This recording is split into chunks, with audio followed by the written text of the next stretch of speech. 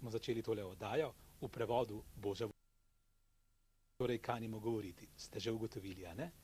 O duhovnih obzorjih, takšnih ali drugačnih. Delovni naslov, podnaslov te naše nocojšnje kontaktne oddaje je o temah in dilemah, o nevarnostih, pestrostih sodobnih duhovnih ponudb na Slovenskem. Tale uvodna reklamna špica prejle pred začetkom tele oddaje, ki je napovedovala zanimivo ezoterično serijo Tretje oko, je bila kar nekakšen uvod v našo nocojšnjo oddajo. Torej, skupno bomo razmišljali o dveh segmentih te pestre palete sodobnih duhovnih ponudb, zlasti na Slovenskem. Na eni strani o organiziranih oblikah teh verskih sekt, verskih skupnosti na Slovenskem, o kultih in tako naprej, in na drugi strani o izredno pestri in časih komaj razpoznavnih praksah od raznoraznih samozdravitvenih, meditativnih in drugih praks. To bomo kakopak naredili v pogovoru z gosti, ki so zdaj tule z nami v studiu, in nadaljevanju oddaje tudi z vami, s pomočjo telefonov, cenjene gledalke in spoštovani gledalci. Dovolite, da najprej predstavim goste, ki so z mano tule v studiu pod Pekarsko gorco Televizije Slovenije v Mariboru. Najprej pozdravljam profesora dr. Marjana Turnška, profesora dogmatike na Mariborskem oddelku Ljubljanske teološke fakultete, in dr. Turnšek je tudi rektor bogoslovja v Mariboru. Dobrodošli. Hvala. Pozdravljamo, iz Ljubljane prihaja gospod Uroš Lebar, predstojnik Hrama skupnosti za zavest Krišne iz Ljubljane. Dobro večer, dobrodošli. Hvala, Hare Krišna. Kako ste kaj? V redu, potovanje kako ste kaj potovali, ja? Dobro potovanje, vidno več avtoceste do Maribora, tako da je bilo kar hitro. Se hitro pride, ja. Ne? Pa malo vroče je bilo. Malo vroče. In še nekdo je z nami, to pa je gospodična Ksenija Vesenjak iz Maribora, študentka prvega letnika komunikologije na Fakulteti za družbene vede v Ljubljani. Ona pa ni iz nobene organizirane verske skupine, niti niste imeli kakšne posebne verske vzgoje v otroštvu, ne? Ne, tako je. Lep pozdrav, sem skupaj. Ne, v bistvu bi lahko kdo rekel, da sem ateistka, ne? Čeprav sama zase vem, da v nekaj vsak veruje, ne? In kot uvod bi mogoče povedala, da imamo različno paleto teh, široko paleto teh duhovnih ponudb in vsega tega. In zdi se mi pomembno, da ne hierarhično vrednotimo tako krščansko versko tradicijo, ki je pri nas nekako ukoreninjena, kot tudi vsa različne druge sekte in gibanja in Hare Krišna in tako dalje. Zakaj? Zato, ker vsaka praksa zadovoljuje tisto bistveno človekovo potrebo in je isto funkcionalne so med seboj. Zadovoljujejo potrebo po človeškem stremljenju, k temu presežnemu, k boljšemu, k nekaj, kar je izven gole eksistence. In tudi sama sem ena izmed tih.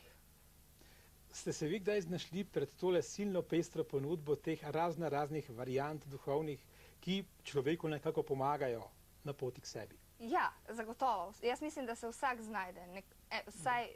Veliko je teh ponudb in hvala Bogu, da so.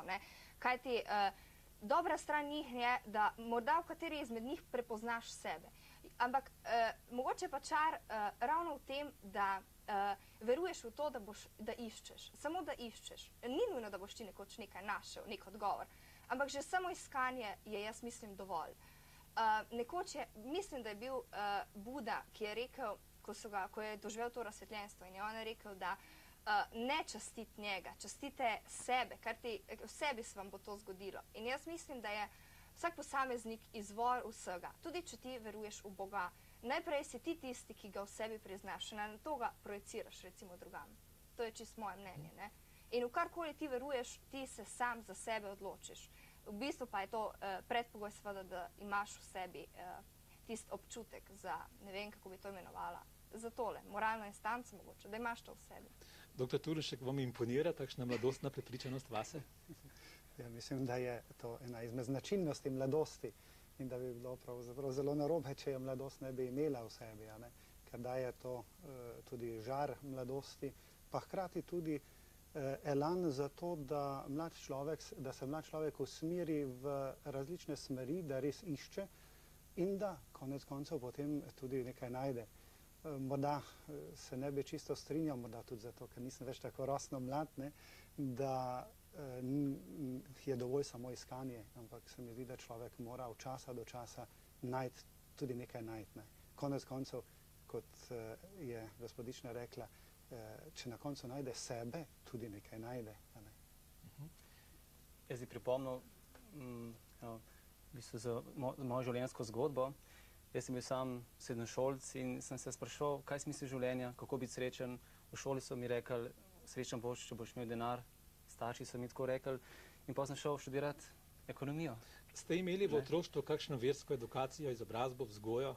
Ne. Družini, nobeno? Ne. Starši so bili krščeni, ampak niso bili resni praktikanti, ko smo se prej pogovarjali. In potem sem rekel, se bom sam lotil iskanja. In sem začel prebirati od Konfucija do Indijancev, Biblije, Korana. Šel sem skozi celotno tradicijo.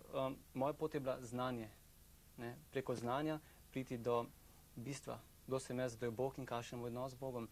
In v končni fazi sem prišel do Bhagavad Gite in do ved in sem v teh spisih preko lastne izkušnje in v pogovoru z ljudmi, ki živijo to resnico, prišel, da bi tudi jaz rad bil takšen človek.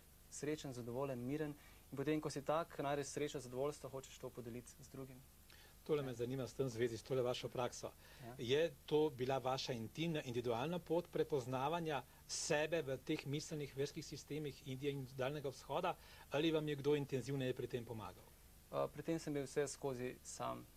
Kajti nekdo ti lahko govori, to je tako, lahko se mi pogovarjamo, kakšen okus ima tale sok v kozarcu, ampak dokler ga sam naprobaš, takrat toliko časa ne veš. Jaz sem probal ta proces in kaj narečem, če kdo hoče zares vedeti, v kaj se spušča, mora najprej pridobiti predznanje iz svetih spisov, od ljudi, ki se s tem ukvarjajo in od drugih ljudi in šele potem se spustiti v nek proces z gotovostjo in s prepričanjem, da mu to ne bo škodovalo. A ste kdaj prebirali kakšne druge svete tekste, denimo Koran? Ja, seveda, vse sem, svetopismo? Vse sem čital. S tem, ko sem rekel, da sem najdel vse odgovore, ki sem jih iskal v Bhagavad Giti, ne pomeni, da v ostalih svetih spisih ni verskih resnic. Lahko bi tako rekel, da se me ta nauk o reinkarnaciji, vegetarijanstvu, recimo, ki je v Bhagavad Giti, da se me najbolj dotaknil. Nekomu pa mogoče kaj drugega bolj všeč. Zanimivo morda tole, da je najna izkušnja zelo podobna. Čeprav izhajava iz različnih tradicij, jaz izhajam iz družine, ki je bila tradicionalno verna oziroma verna, tudi resnično verna, ampak prišel sem v dobo, tam nekje 7., 8. razred osnovne šole, ko sem se začel upirati temu. In mi je bilo odveč, sem doživljal krščanstvo kot, da sem najbolj nesrečen človek na svetu, zato ker moram verovati, ker moram v cerkev hoditi. In tudi jaz sem izhajal iz stališča, da me bo znanje rešilo. In sem iskal znanje in sem začel takrat že prebirati najrazličnejše znanstvenike, ker sem tukaj videl, tu bo verjetno rešitev. Tu bodo odgovori. Ja, tu bojo odgovori. In zanimivo, na koncu me je prepričalo to, da sem našel nekatere znanstvenike, ki so bili vrhunski znanstveniki, pa so ostali verni. To je bilo izhodišče potem za mojo versko iskanje naprej in zopet na osnovi lastne izkušnje se je v meni krščanstvo potem utrdilo in potrdilo. Izhajamo iz predpostavke, da je v Sloveniji, kot smo rekli, zelo, zelo široka, pestra tale paleta raznoterih duhovnih ponudb. Na enem koncu je tale segment organiziranih verskih skupnosti, na drugi strani pa ta izredno disperziran sistem raznih praks na poti k samemu sebi. Uradno je registriranih v Sloveniji več kot 30 različnih verskih skupnosti. Od večinske rimokatoliške, pravoslavne, evangeličanske, kot druge avtohtone verske skupnosti na Slovenskem, pa do relativno majhnih, kjer ima nekaj 10 ali 100 članov. Takole za ilustracijo, ker ste naš gost, gospod Lebar, skupnost za zavest Krišne, Hare Krišne v Sloveniji je relativno majhna, menda ste bili 13. po vrsti v tem seznamu, registrirani. Koliko vas je zdaj v Sloveniji? V samem hramu ali pa samostalno, če se tako izrazim, ne živi 40. Sicer pa v Sloveniji je resnih ali bolj manj resnih, da rečem, simpatizerov in vernikov 4 do 5 tisoč. Vernike ne štejemo v tem smislu, kajti tisto res verno vsak izraža sam v sebi z svojim prepričanjem, srcem in življenjem le tega.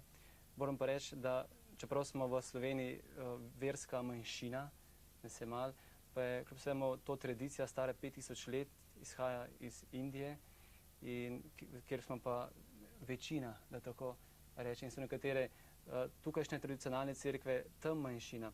Ampak kljub temu jaz tem ne vidim ovire, kajti duhovno znanje, ki ga predstavljamo, je univerzalno in ni omejeno na čas, na prostor, tako kot smo Slovenci sprejeli japonske avtomobile, potem ameriške filme, brez problema, zato ker delujejo. Tako da mislim, da tudi in še sploh glede verskih zadev ne bi smelo biti nekih zavor, ovir, kajti svoboda, po mojem mnenju, pomeni, moraš imeti najprej izbiro. Da lahko izbiraš, še lahko izbiraš, pa si zares svoboden. In ta verska mavrica, ki obstaja v Sloveniji, paleta, je po mojem mnenju in po mnenju mnogih ljudi predstavlja za poprečnega Slovenca le nek prispevek, obogatenje. Kajti konec konca hočemo v svet, hočemo Evropo in polk svet pride k nam, svet, ko postaje kot ena globalna vas, potem se branimo. V bistvu se ne bi smeli braniti, ampak videti drugačnost kot možnost, da se obogatimo. Gospodična Veselnik, tole vas sprašujem kot mlado komunikologinjo. Poglejte, zelo popularni so tile miselni, idejni, duhovni vzorci Daljnega vzhoda. V različnih oblikah so se tudi na Slovenskem kar prijeli, zlasti atraktivni so za mlade. Kaj vi osebno menite, v čem je atraktivnost teh palet, teh duhovnih, vedenskih, miselnih, intelektualnih, emocionalnih vzorcev vzhoda? Kaj je tista draž? Ja, glede na to, da so mladi tisti, ki se najbolj navdušujejo. Jaz menim, da mladi, najbolj to je obdobje, po mojem mnenju, kjer se najbolj iščeš, kjer sprašuješ, kaj je eno, kaj je drugo. In ti enostavno, ko te morda nekaj zelo fascinira, zelo te wow rečeš, mislim, zelo dobro, navdušite, se ti želiš postati takšen, kot je on. In v bistvu se identificiraš z tem voditeljem. Kar pa lahko, seveda on pa lahko, če dam pod navednice, je nekakšen lovec na človeške duše, če tako rečem. Kajti on zahteva brezpogojno to od tebe, da se ti podrediš vsemu, kar on misli. In zakaj? Jaz mislim, da je tole predvsem, pomembno je, da ima človek v sebi eno moralno, kaj je pošteno, kaj je pravično. In moralno, kaj je pošteno, kaj je pravično. In potem, če ima to v sebi, potem bo on znal ohranjati neko distanco in bo sprejel tisto, kar se sklada z tem njegovim prepričanjem. Kar se ne sklada, bo enostavno eliminiral proč. In na ta način bo ohranjal distanco. Ampak danes, to se meni zdi predvsem problem mladih ljudi. Nimajo, jaz ne vem, ali je to posledica mogoče socializacijskih tehnik, ki se pojavljajo. Mislim, da ima primarna socializacija pri tem mnogo pomena. Družinska zlasti. Družina, recimo starši. Ampak marsikdo nima v sebi te morale, da bi nekaj trdil, bil prepričal nekaj in to tudi delal, se deloval recimo potem. Ampak je tisto, kar je pravilno, kar dela večina, tisto je dobro, tisto je pravilno. In potem, če bo večina se navdušila, zato so šti navdušen mogoče zaradi te, kaj se vem, ker je to moderno, ker je to in enostavno, na tak način. No in kje se potem po vaše, če ne v teh različnih vzgojnih, tudi verskih obrazcih in sistemih, oblikuje ta občutek za dobro, pravično, moralno, ta etični kodeks, ki je v nas, ta vest, kot temu tudi rečemo, ne? Ja, jaz mislim, da Pustite, ker vas sprašujem, stari ste še 19 let, pa vendar. Seveda, ja, ne, po mojem mnenju je to zelo pomembno tale starši. Jaz tole mislim. Ker potem sicer tudi seveda šolski sistem močno vpliva, ampak primarni so, po mojem mnenju, starši. Ki morajo, pač ne vem, oče kot neka avtoriteta, to morajo imeti tale moralni kodeks, ki ga potem cepi v otroka in otrok ga ponotranji. Če otrok tega ne ponotrani, po mojem, če nima tega v sebi že v zgodnem otroštvu, ne pomaga milijon verskih praks, ne bo ga spremenilo. Lahko jaz tam eno primer, kako v naši verski tradiciji se rešuje ta problem starševstva, odraščajoči otroci in podobno. Videl sem, da ena napaka, ki jo delajo starši na zahodu, je, da za razliko pri nas, ko se otroka do 5. leta se ne sme kaznovati, niti ga karati, ko ni racionalen, takrat še toliko. Od 5. do 15. leta je potrebno otroku ukazati te vrednote, moralo, predajati za svojim vzgledom. To je bistveno. ne samo govoriti, ti ne smeš kaditi, starši pa sami kadijo. Ne. Od 15. leta naprej, piše v Vedah, je potrebno biti z otrokom prijatelj. Zapravo, tvoj sin, tvoja ščerka mora postati tvoj prijatelj. Kajti če ne, če bomo še vedno uporabljali avtoriteto, se bo obrnil proti nam in hkrati s tem proti našim vrednotam, ki se prenašajo z roda v rod. In potem avtomatično sprejme vrednote recimo raznih rok, zvest, raznih nasilja, alkohola in drog. In to je v bistvu problem, ki razkraja današnjo družino. Če lahko samo dodam, jaz tukaj sem pod avtoriteto. Misla, avtoriteta, ta ambivalenten značaj avtoritete. Po eni strani ti moraš občudovati, po drugi strani ga pa sovražiš. Ampak jaz mislim, da je ravno v tem tisto, če ti občuduješ, ti veš, da ga moraš ubogati in on ti mora biti vsekakor vzor. S tem se strinjam, ne? Tu smo pa že, kar izvolite. Jaz bi tu seveda odprl eno novo vprašanje. Se popolnoma s tem strinjam, da mora človek v sebi imeti tudi neko sposobnost za presojanje, da je v njegovi naravi to nekaj sobistvenega, da je sposoben. Seveda po drugi strani se pa tudi takoj postavlja vprašanje čisto iz praktičnega življenja, da živimo ljudje, ki presojamo stvari različno med seboj na istem prostoru in da je nekdo meni, da je dobro, kar drugi meni, da ni dobro. Torej se postavlja vprašanje, kdo pa je merilo tega, kaj je dobro, kaj ni dobro. Ali je to samo to, kar jaz trenutno doživljam in jaz sam za sebe lahko rečem, da sem pred 20 leti v marsikateri stvari mislil drugače, da je dobra, kakor sodim danes. Torej tu se mi zdi, da je eno temeljno vprašanje, a se lahko zanesem samo na sebe, ko presojam, kaj je dobro ali kaj ni dobro, ali se lahko zanesem samo na starše, ali še na koga, ali še na koga drugega. Ali moramo tukaj dejansko upoštevati še nekaj drugega. Ali je dovolj samo upoštevati celotno tradicijo človeštva, ampak če si je en člen v tej verigi slab, nezadosten, se na njega ne more zanesti, potem se tudi na celo verigo ne more zanesti. No in tu smo že kar, če dovolite, prišli k jedru naše nocojšnje teme, ko prihajamo do voditeljev posameznih mnenjskih skupin, do voditeljev posameznih verskih skupnosti, do voditeljev takšnih ali drugačnih skupin, ki ljudi zbirajo in ki vzpostavljajo te mehanizme osebne odvisnosti. In tu smo v konkretni naši praksi, tudi v našem prostoru, priča številnim individualnim travmam, od katerih vsak od nas zagotovo pozna takšne primere, so se mnoge končale, tudi tragično in mnoge na psihiatričnih klinikah.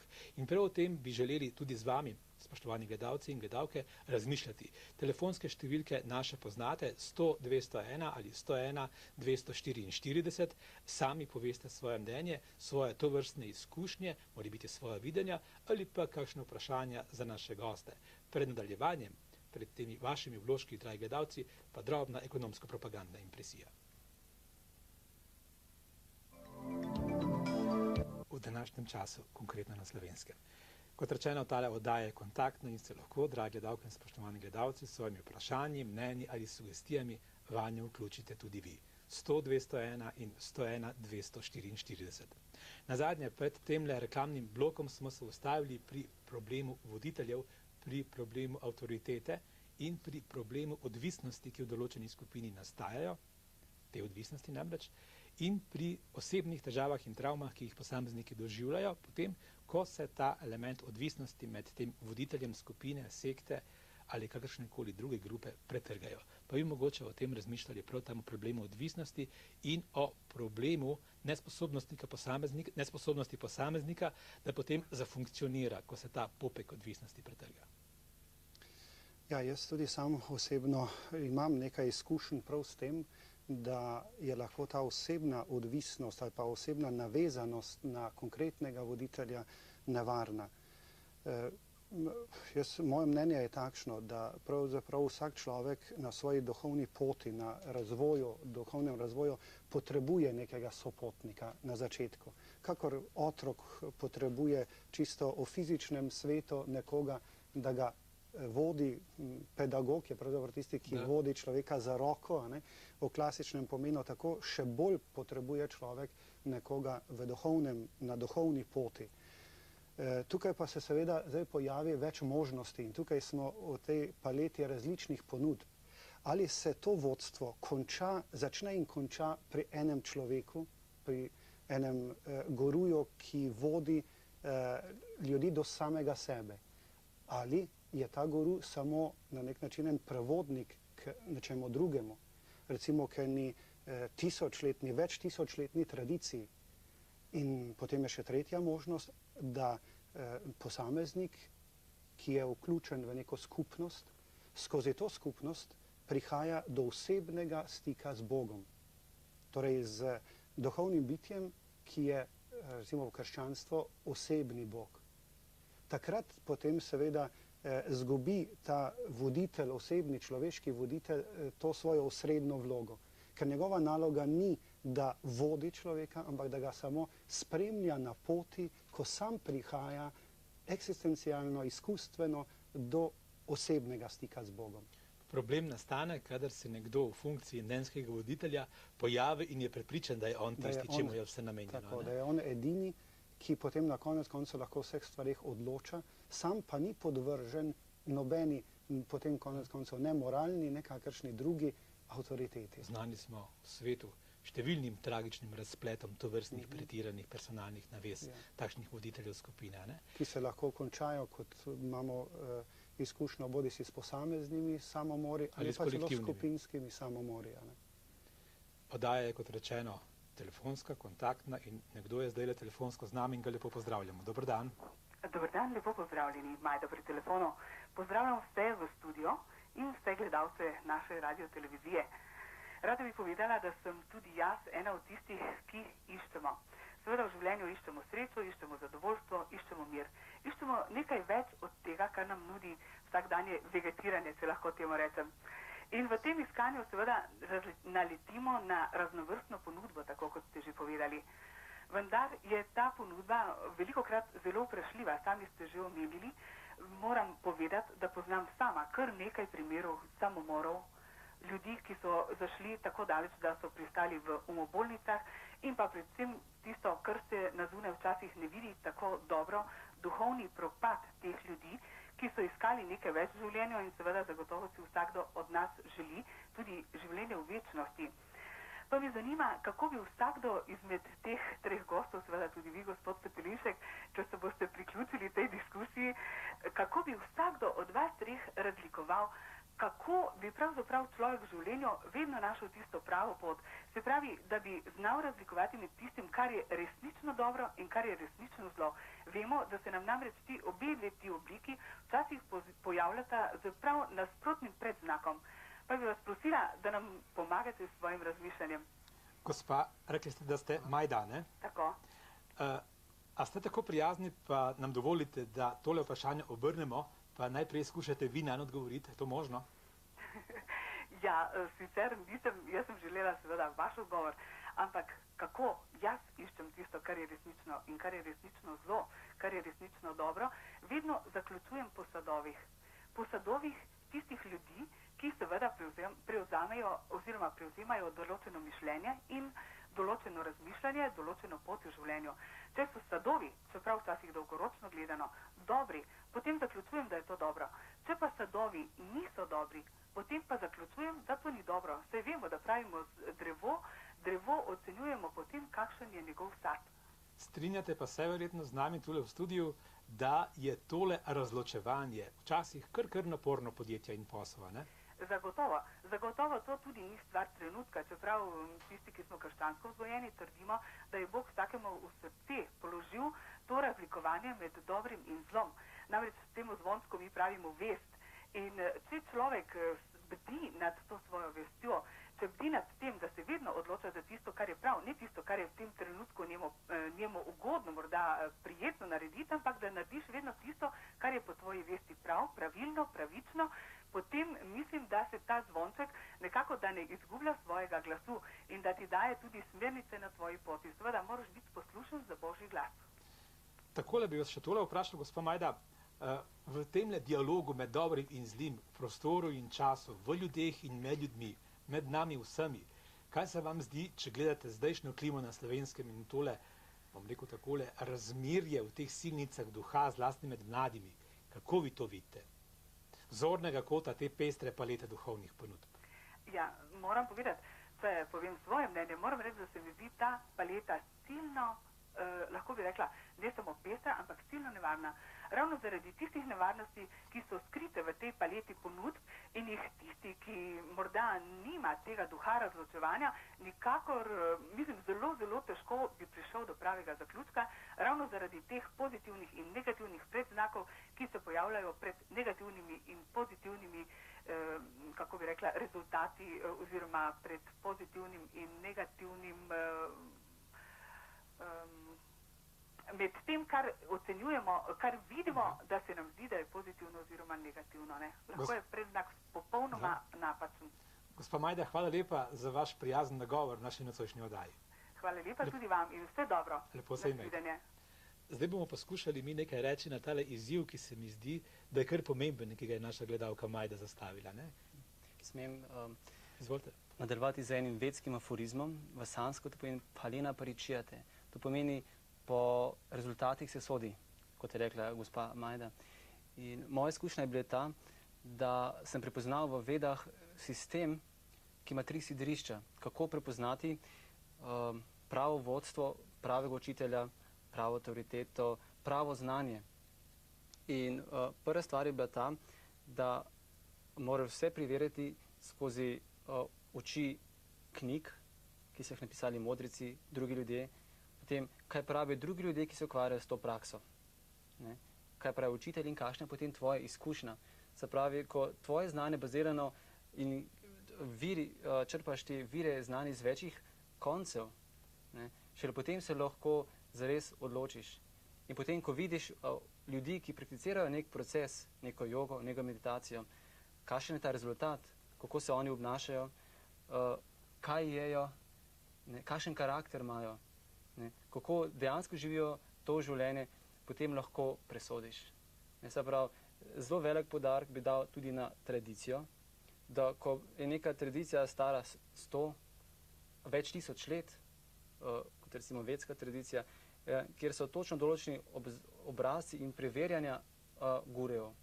Se pravi, vodja ni popolnoma neodvisen, ampak je podvržen kontroli, tako da ne more zlorabiti te moči. Kdo se dogaja v politiki, v šolstvu, kjerkoli lahko pride tega, da ima kdo preveč moči. Ampak če dovolite, klasičen guru je še vendar on tisti, ki je v fokusu, on je tisti, ki sveti in žarči. V primeru takih mehkih, da rečem, ali pa novih verskih skupnosti, da. V primeru, ko v zadnji stoji tisočletna tradicija spisov, kjer lahko učenec sam preverja, ali je ta učitelj v skladu s tem, kar piše tukaj, kakšen mora zares biti. Ko obstaja ta tradicija, ta vez, ne, prenos znanja, potem se lahko človek zares odloči, sicer pa priznavam težko. Indijski jezuit in katoliški mistik, pokojni Antonijo Domelo, je napisal vrsto različnih, zelo prijaznih knjižic in v eni teh je parafraziral tudi znano shodjaško misel, ki pravi, ko je učenec pripravljen, učitelj pride, a ne? Ja. Izvolite, gospod Sednik. Ja, zagotovo je tak. Na tisto, da bi rekla, no, zlo in dobro, ne? Jaz mislim, da samo po sebi, glede sadov, a je nekaj dobro ali nekaj zlo, da objektivno, po mojem mnenju, ne moramo reči, to je bilo dobro, to je bilo zlo. To vsak posameznik sam presodi in ni toliko odvisno, po mojem mnenju, ali je nekaj resnično dobro, ali je nekaj resnično zlo.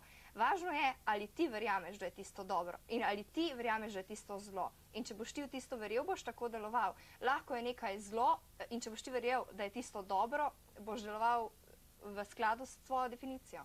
Ne? Ja, recimo, edino lastno bivanje je gotova stvar, vse drugo je negotovo. Ne? Če zdaj vzamemo tole za res, kar ste zdaj rekli, pa nanesemo recimo na primer Hitlerja in nacizma, on je ljudi prepričal in so verjeli v to. In so delali, pa niso delali dobro. Ne vem, če je kak človek zdaj na svetu, ki bi lahko, ki tako pošteno, samostojno misli, lahko rekel, da so koncentracijska taborišča bila dobro, čeprav so nekateri verjeli, da je to dobro. Sami v sebi so verjeli. No, ampak jaz bi se zdaj vrnil nazaj še k vprašanju, ki ga je gospa Majda dala. morda začel tudi z citatom iz Svetega pisma, ki je identičen, kot smo ga že prej slišali. Jezus Kristus je rekel nekje, po njih sadovih jih boste spoznali. Spravi, je to modrost dejansko celega sveta, ne? Večna modrost praktično. Seveda, težko pa je zdaj konkretno izpeljati to načelo. Po njih sadovih jih boste spoznali. Jaz sem tudi prepričan, da je potrebna tukaj ena daljša tradicija. To je eno. Drugo pa znotraj krščanstva, v krščanstvo je tu še en bistveni element. In sicer božje razodetje. V krščanstvo verujemo, da je Bog razodel določene stvari. Namreč tiste stvari, do katerih človek, ker je omejeno bitje, sam v nobenem primeru ne more priti. Jih ne more odkriti. To je Bog moral nam razodeti. Drugače smo najbolj nesrečna bitja na tem svetu. Potem smo na slabšem kot živali, ki recimo, da nimajo nečloveškega razuma. Tukaj pri razločevanju pa poleg vsega tega, to se pravi upoštevanja vsaj znotraj krščanstva, upoštevanja božjega razodetja, ki je v Svetem pismu, ki je v tradiciji cerkve, moramo gotovo upoštevati tudi osebno izkušnjo vsakega posameznika in pa tudi to, do česar je znanost človeška prišla. Ker Bog nam ne bo nekaj vednosti dajal, do katere lahko sami pridemo. In najpomembnejše pri tem pa se mi zdi je samo zavedanje, samo opazovanje samega sebe. Sposobnost res doživljati samega sebe v vseh plasteh. In tu jaz mislim, da je glavni problem sodobnega človeka. Da ni sposoben sebe doživljati in življenja, ki ga živi, doživljati na vseh plasteh. Zato se odloča samo na osnovi tega, kar spozna na gornji plasti svojega življenja. In zato išče bližnjice. In zato išče bližnjice in zato se tudi krepko zmoti. Če bi pa znal globoko se doživljati vse vzgibe, potem bi znal tudi retrogradno nazaj se naučiti iz svoje izkušnje, kaj je dobro, kaj je zlo. Kajti, če se jaz na začetku, ko mi pride misel za eno stvar, da bi jo naredil, počutim tako in tako. In ko stopim na to pot, da začnem to uresničevati, se to občutje v meni ali spreminja, poglablja in na koncu vidim, da je me to pripeljalo do ali nečesa dobrega, ali do nečesa slabega, do nečesa hudega. Da sem delal zlo drugim, da sem delal zlo sebi. In zdaj, če sem dobro se opazoval, če sem bil sposoben začutiti vse svoje plasti, potem se lahko naučim. Kadar sem se na začetku počutil tako in tako, je na koncu bil rezultat takšen in takšen. Kadar sem na začetku se počutil tako in tako, je bil rezultat drugačen. In ko se mi to nekajkrat potrdi, in ko se to mi potrdi tudi recimo v svetih knjigah, v Svetem pismu, in ko se mi to tudi potrdi v izkušnji toliko in toliko tisoč ljudi, potem sem lahko siguren, da je ta pot, ki vodi v dobro, ona pa, ki vodi v slabo. Lahko samo eno pripombo v zvezi s tem. Takojček, če dovolite, nekdo že nekaj časa čaka naših gledalcev. Dober dan, dobrodošli. Lepo pozdravljeni. Ja, pozdravljeni. Gregor iz Maribora pri telefonu. Zelo mi je všeč ta vaša oddaja, imam samo en kratek komentar na temo te oddaje. Recite. Veseli me, da se govori o duhovnosti in da so v studiu tudi predstavniki različnih religij. Predvsem zato, ker v družbi nasplošno je videti vse preveč nerazumevanja pa nestrpnosti in ker razne drugačne poglede prevečkrat a priori zavračamo ali pa jih mečemo kar v istih koš.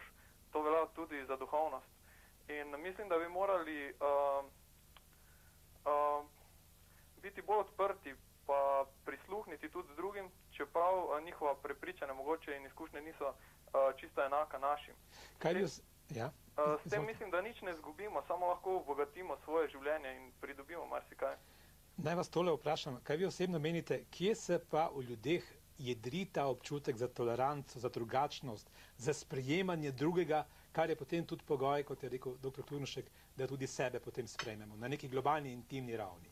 Ja, meni se zdi predvsem pomembno to, kar je bilo že govora v oddaji, da najdemo ljudi, ki živijo na nek način, na nek pravi način, ljudi, ki nam lahko dajo vzgled, ki imajo to znanje.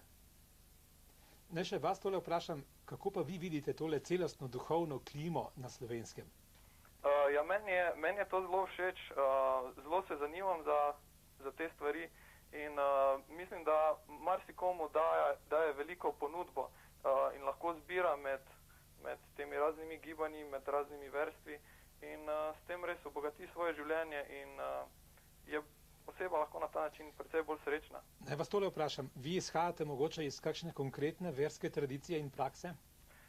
Jaz sem sicer vzgojen v krščanski tradiciji, potem pa sem mnoga leta tudi iskal druge stvari, zanimale so me razne joge, meditacije, tudi zavest Krišne, sem mnogokrat na njihovih srečanjih in zelo fajn se počutim v družbi vseh ljudi, ki se pač ukvarjajo z duhovnostjo. Poglejte, po popisu iz leta 1991 je bilo v Sloveniji takole po njihovih lastnih izjavah katoličanov okoli 1 300 000, skoraj 1 400 000, približno 20 000 evangeličanov, okoli 49 000 pravoslavnih, okoli 29 000 muslimanov in tako naprej. Ne? Vseh uradno prijavljenih verskih skupnosti je pa več kot 30. Se pravi, te manjše verske skupnosti v bistvu predstavljajo, bom takole pogojno rekel, en takšen dražesten izziv, ampak vendarle po vaše, a pa tale široka paleta in to relativno široko zanimanje za tele duhovne obrazce, zlasti vzhoda, zlasti med mladimi. A ne govori pa o tem, da pa krščanstvo kot temeljna verska praksa, tradicija in sistem izkušenj ne nagovarja mladega človeka z vsem svojim atraktivnim arzenalom, ki ga v svojem bistvu in jedru, zlasti na zgodovino in prostor, vendarle premore. Kaj menite? Glede krščanstva mislim, da ima mnogo ljudi problem predvsem s tem, da se mnogi izdajajo za vernike, v bistvu pa svojim zgledom ne kažejo na tak način in zelo srečni so tisti, ki naletijo res na prave ljudi, ki jih znajo res usmeriti. Mnogokrat enostavno ljudje v začetku zgubijo vero, ker pridejo v stik s takšnim človekom, ki jih ne spodbudi na tej njihovi duhovni poti. In da kdorkoli je pač prišel z nekom v stik, ki mu je lahko pomagal, ki mu je dal en pozitiven vzgled, je lahko zelo srečna oseba. Naj še vam postavim tole vprašanje, ki ga je prej nam in našim gledalcem zastavila gospa Majda. Naša gledalka Majda, ste jo poslušali? Ja, sem, seveda. Se še spomnite, kaj je vprašala? Ja, spraševala je, kako to začutiti, kaj je prava stvar in v čem prepoznati pravo duhovnost. In tudi jaz se moram strinjati z njeno trditvijo in z izjavami vaših gostov o tem, da se predvsem po sadovih pozna pravilnost delovanja, pravilnost naukov. Hvala lepa, ker ste bili z nami. Hvala lepa za vaše prijazne misli. Hvala vam. Gregor, lepo se imejte. Nasvidenje. Izziv je bil, izvolite. Prej sem hotel povedati v zvezi z tam novo duhovnostjo v Slovenskem. Ta nova duhovnost nekako sledi tudi dogajanje na ostalih področjih, ekonomija, politika. Se pravi, hočemo hitre rešitve, hitro hrano, hitre odgovore in na ta način lahko... Instant definicija. Instant. In tukaj se lahko zmotimo in hočemo nekaj dobiti zelo poceni, pa zelo dragocenega, kar pa ponavadi ne obstaja. Tako kot jaz sem bil planinc in če hočeš priti na hrib, se moraš pomatrati in pol je lepo. V duhovni praksi velja isto. Če vam kdo ponuja instant, hitro rešitev za 500 mark intenziv čez vikend, ne jedite tja. Če vam kdo ponuja vam izziv, ne, ti se moraš truditi, moraš malo spremeniti svoj način življenja, svoj način razmišljanja, neko askezo, neko disciplino, da nekaj daš od sebe in potem boš dobil rezultat. To je pot, ki je veliko mogoče daljša, ampak bolj sigurna in bolj varna. Gospodična Ksenija, a se strinjate, da je zlasti za mladega človeka takšna instant verzija, instant modus in rešitev na poti k samemu sebi silno mikavna? Ja, popolnoma. Zagotovo je mikavna, ampak tudi sama lahko rečem, da se strinjam zelo s tole prispodobo o planinarjenju, recimo. Ravno jaz popolnoma se strinjam s tem, tako kot je pri, recimo, na področju telesa ti moraš vložiti določen napor, da nekaj premagaš in tako gotovo na psihičnem področju enako. Še en telefon je zdajle. Nekdo je z nami od naših gledalcev. Dober dan. Dobrodošli. Dober dan. Izvolite. Dober dan, dobrodošli. Kdo pa ste? Z Bogojine. Franček iz Bogojine. Z Bogojine, ja. Dobro. Gospoda... Katerega? Gospoda Turnuška? Ja. Izvolite. Žival je primerjal, žival in pa krščanskega človeka. Žival in pa krščanskega človeka. No, verjetno ga niste dobro razumeli. Povejte, kaj ste želeli Dobro sem vprašati. razumel. Razlika, recimo med psom pa krščanskim človekom. Dostikrat je krščanski človek hujši od psa, ne zamerite mi. Hujši. Dost hujši. Pes ima več razuma kot en krščanski človek, ki 3-krat na dan gre v cerkev, a ko izstopa iz cerkve, je pa hujši od psa. Na to odgovor. Dobro, hvala lepa. Lepo, prosim. Gospod Franček iz Bogojine. Namreč zelo poenostavilo, gospod Franček, ne da? Dobro, sej jaz dopuščam, da vsak razume po svoje, kar govorimo. A ne. Gotovo, jaz se v enem smislu strinjam z gospodom, ne, da je človek lahko hujši od živali. In je že večkrat v zgodovini dokazal, Da je takšen. da je takšen. Pa ne samo krščanski, a ne? Ne samo krščanski. Vsak človek je načelno lahko slabši od živali, prav zato, ker ima večje sposobnosti in lahko večje sposobnosti zavestno zlorabi. In to je tisto, kar je slabše od živali. Žival pač dela po svojem nagonu, ne? Pa tako, kakor jo naučijo, jo zdresirajo.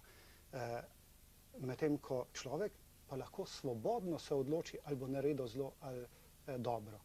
In v tem oziru se popolnoma strinjam, da je lahko človek na slabšem, kadar zavestno izbere zlo in postane zverinski, kot rečemo. No in potem smo tam, kar je gospodična Ksenija uvodoma poudarila, ta etični, moralni imperativ, ki je v nas in ki nas vodi. Pozdrav, če dovolite, pozdrav naslednjemu gledalcu. Oziroma gledalki. Dober dan, pardon. Dober dan, se prosim. Malo pred koncem smo, izvolite. Jaz bi sam v kratki, v 2-3 stavkih nekaj svoje mnenje povedal. Torej, kaj se pač vere tiče, bi rekel, vsak bo začutil svojo vero, to je sigurno. Pustite, to je moje mnenje osebno, vsakemu svojo vero, naj bo katerakoli. Potem bi pa še povedal čisto na kratko o svoje mnenje o taboriščih, ko ste pač prej omenjali. Takrat so tako razmišljali, zdaj se pa razmišlja tako. Hvala Bogu, da se več ne razmišlja tako. Hvala lepa. Lepo se imejte. Smem dati eno pripombo, glede na prejšnjega gospoda Frančka. Pred 100-200 let nazaj je mnogo ljudi zapustilo vero, duhovnost, ker so povezvali razne konflikte in je bila tudi recimo religija umešana v razne vojne in podobno. Ampak moje mnenje je to, da so nekateri ljudje v imenu vere, v bistvu so bili ljudje, ki so bili slabi po naravi, so izkoriščali vero v negativne stvari. Se pravi, vera pa sama v sebi ni slaba in v bistvu je čudovita reč. Se pravi, človek je tisti, ki jo zlorablja v neke politične namene. Tako da, če je neka oseba slaba, to ni zato, kot je on dejal, ker je kristjan ali pa ker je Hare Krišna, ampak zato, ker je to neka te razne deviacije v družbi, to so družbeni pojavi in niso tipične in jih ne smemo generalizirati na katerokoli vero. Še tole, posebno ob koncu, dr. Turnušek, ta pestra paleta duhovnih ponudb je nedvomno izziv tudi za večinsko versko skupnost, za krščanstvo na Slovenskem, ne? Ja, vsekakor, ne samo za krščansko, za vsako versko skupnost, mislim, da je to izziv, predvsem v tem smislu, da pokaže, kakšen način razmišljanja in tudi življenja ima sodobni človek. In tudi tradicionalna verstva morajo upoštevati ta trend, a ne? Trend recimo majhnih skupin, v katerih je človek lahko najde tisto, kar išče. Recimo danes je glavni problem pri ljudeh osamljenost. In seveda te ne more zadovoljiti recimo pri eni nedeljski maši, kjer je 10 000 ljudi zbranih. Medtem ko lahko pa v eni skupini, kjer deluje 10-20 ljudi, se srečuje, se pogovarja, lahko zadovolji tudi to človeško potrebo. In tukaj se meni zdi, da je tudi vabljivost teh novih gibanj prav v tem, ker so majhna gibanja, ker so majhne skupine, ker ljudje najprej zadovoljijo te osnovne človeške potrebe. Potem pa marsikdo niti več vire ne potrebuje in tudi odide. S tole mislijo pa zaključujemo tole naše nocojšnje druženje v telekontaktni oddaji, v kateri smo vam želeli spregovoriti o pestri paleti duhovnega bogatstva teh ponudb na Slovenskem. Zahvaljujem se obema gostoma in gosti za sodelovanje v tele oddaji in vam, spoštovane gledalke in gledalci, ker ste bili z nami. Končajmo pa z mislijo, ki jo pripisujejo svetemu Pavlu. Takole pravi: ideje, ki vam jih ponujajo, preverite in kar je v njih dobrega, ohranite. Vse dobro in nasvidenje.